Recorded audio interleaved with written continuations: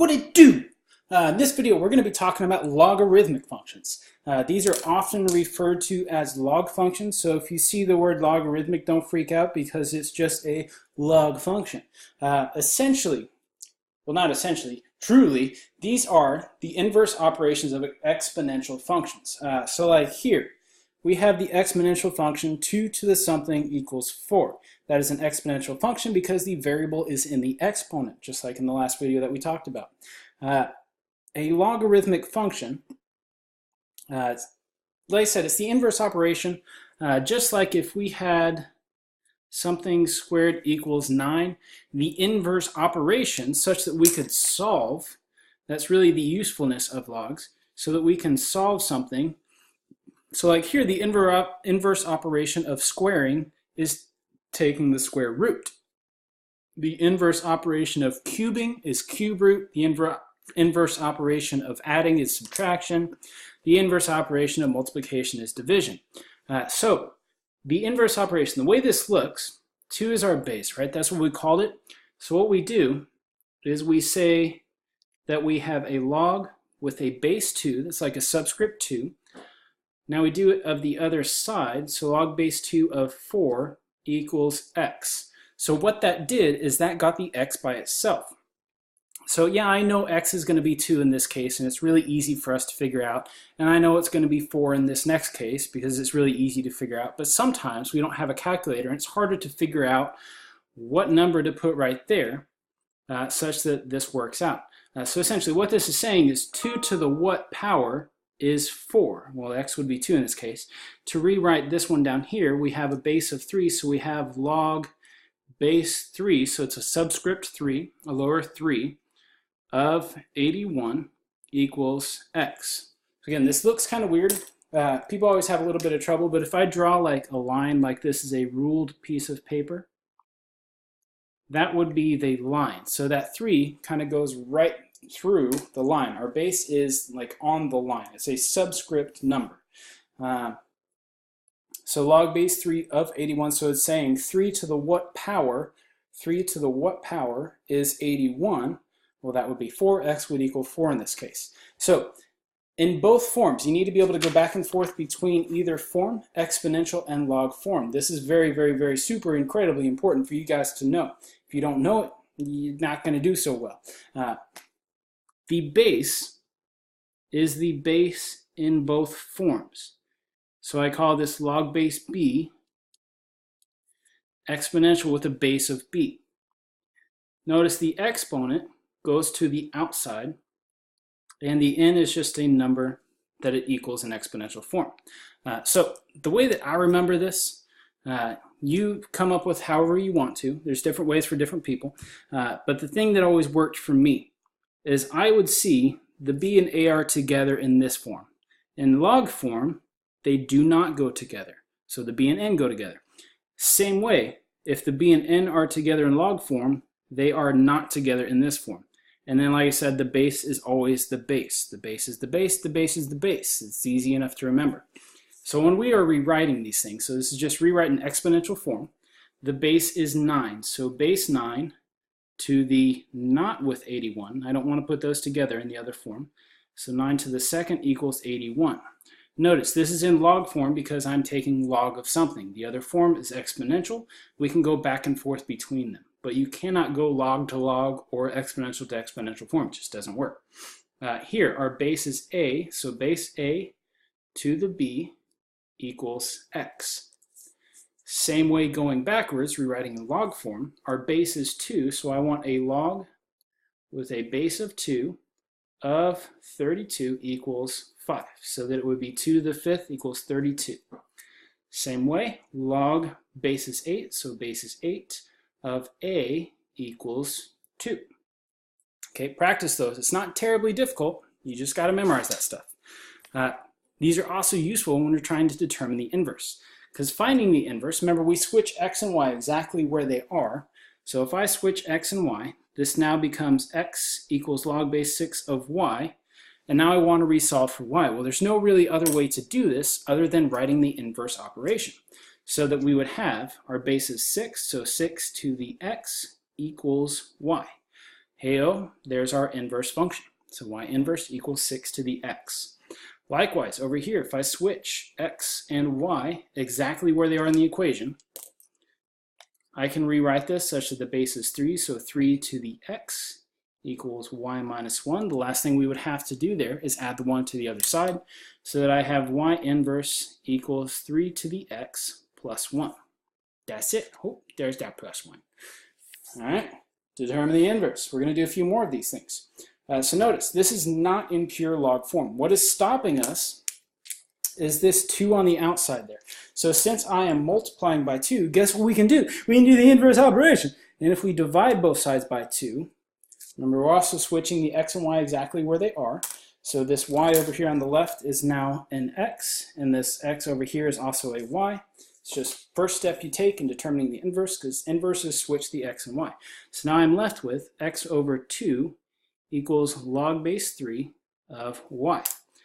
So now I'm stuck in log form, so I can at least rewrite this in exponential. So 3 to the x divided by 2 equals y to the negative 1. There's our inverse function. So again, switch x and y. Whenever you're determining the inverse, that is your first step. Switch x and y exactly where they are. So now the thing that's stopping us here is this plus 1. So what I can do is I can subtract 1. So this is x minus 1 equals log base 4 of y. So then rewrite this in exponential form. So this becomes 4 to the x minus 1 equals y. Y is by itself, so I can just write y inverse. And moving on. Again, switch x and y exactly where they are. This case, we are in exponential form. But since I know they're inverse operations, I can rewrite this in log form now. So log base 2 of x equals y. Hey, check that out. I have created the y by itself, so y inverse equals log base 2 of x. Same way in this next one. Switch the x and y where they are. So I can rewrite this in logarithmic form. So log base 3 of x equals y minus 4. Last thing I need to do is add the 4 to the other side. So I have y inverse equals log base 3 of x plus 4. Again, here, this is not in pure exponential form. This plus 3 is kind of throwing us off. So what we can do is we can subtract 3. So I have x minus 3 equals 1/2 to the y. Don't forget the x's and y's changed spots when we're finding the inverse. That's why they changed. So now I'm kind of stuck in exponential form, but I want to get the y by itself. So I can rewrite this in log form with a base of 1/2 of the other side, so of x minus 3 equals y. So notice in this one, I put parentheses around that because it's taking log of this entire side.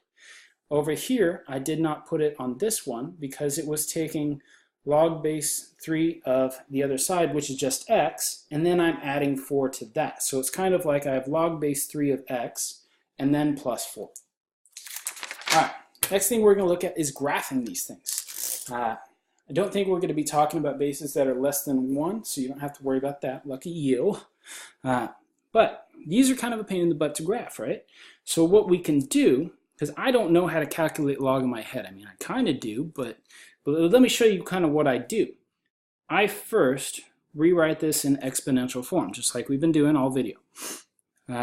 So now, if I have an x and y to figure out what my graph looks like, right, it looks like it's pretty easy to pick y values. It's harder to come up with x values because here it's 2 to the y, so this is kind of the one that's doing the operation. So say I choose y, -3, -2, -1, 0, 1, 2, 3. Right, so I have, say I choose 1. When y is 1, that means I have 2 to the first, so x is 2. When y is 0, 2 to the 0, anything to the 0 power is 1. When y is 2, 2 squared is 4. When y is 3, 2 to the third is 8. Notice this is our exponential function, except the x's and y's are switched. Hey-ho, remember that's an inverse when the x's and y's switch. So I have 1/2, I have 1/4, I have 1/8. So if I graph all of these things, I have the point 1, 0, 1, 0. I have the point 2, 1, so 2, 1. I have the 0.42. 1, 2, 3, 4, up 2. I have the 0.83. 1, 2, 3, 4, 5, 6, 7, 8. 1, 2, 3. I also have the 0.1/2 negative 1, so 1/2 negative 1. 1/4 negative 2, 1/4 negative 2. 1/8 negative 3, 1/8 negative 3. And really, all this is going to do is keep getting closer and closer and closer to your y-axis. So this graph looks somewhat like an exponential function, and it should, because they are inverse functions of each other. That's what inverse functions mean. They're just switching the x and y values exactly where they are. So this is essentially your log parent function, and notice this base is 2, so it had these values. When the base is like 5 or something, it'll change a little bit. But here we have a base of 2, so we have the domain is, it's getting closer and closer to 0, and going to the right forever, so it's going 0 to infinity. The range is going down and up forever, so negative infinity to infinity. And the asymptote, it's getting closer and closer to our y-axis here, so it's getting closer and closer to the line x equals 0. All right, looking at another one, very similar, except the base is different here. We have a base of 5. So since the base is 5, what that means is when if I were to rewrite this, 5 to the y equals x, when y is 0, x is 1, that's always going to be true no matter what. When y is 1, x is 5. When y is 2, x is 25. So it just gets really, really big, really, really fast. And also gets really, really small, really, really fast. But it still has the same basic shape of kind of an exponential function turned on its side. It still has an asymptote of x equals 0, and it still has an x-intercept of 1, 0. That's going to be true no matter what every single time. The domain, still getting closer to that asymptote and going to the right forever, so 0 to infinity, goes up and down forever, so negative infinity to infinity, and that would be your graph. So really this only changes when it moves left, right, up, down, all that good stuff, just like we've been doing forever and ever. So here, since my base is 2, it's going to be a growth. So it'll be a log function somewhat like that, right? Somewhat like what we did in that last one. So now, this minus 1, this minus 1 on the inside, notice that's with the x, so it's going to move left 1, and that minus 3 on the outside will move it down 3. So plus 1 moves it left 1, minus 3 moves it down 3. So all I'm going to do with my entire graph is go left 1, down 1, 2, 3, and my asymptote will also move left 1.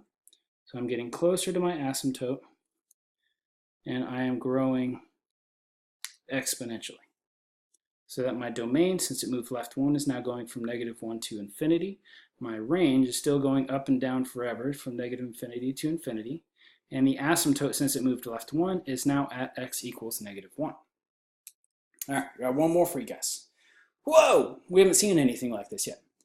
Don't get freaked out by this ln. All this ln means is natural log. It's just a fancy log, super important in math because it deals with the number e. Notice we didn't have a base written there.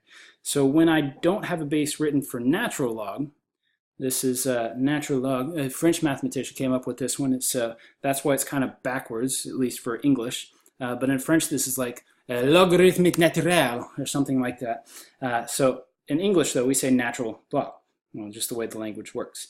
But still, the base is greater than 1. So all that I care about you knowing is that it crosses through the x-intercept and it grows. It is a log function, something like that. Now this plus 6 moves everything up 6. So I'll move everything up 1, 2, 3, 4, 5, 6. And it's still getting closer and closer to the asymptote, which is on the y-axis, which is the line x equals 0 still. The range is negative infinity to infinity because it goes up and down forever. The domain is 0 to infinity because it gets closer and closer to asymptote, which is at 0, and it goes right forever. All right. As always, please, please, please ask me lots of questions. It's what I'm here for. Love you guys. I'll see y'all soon. Bye-bye.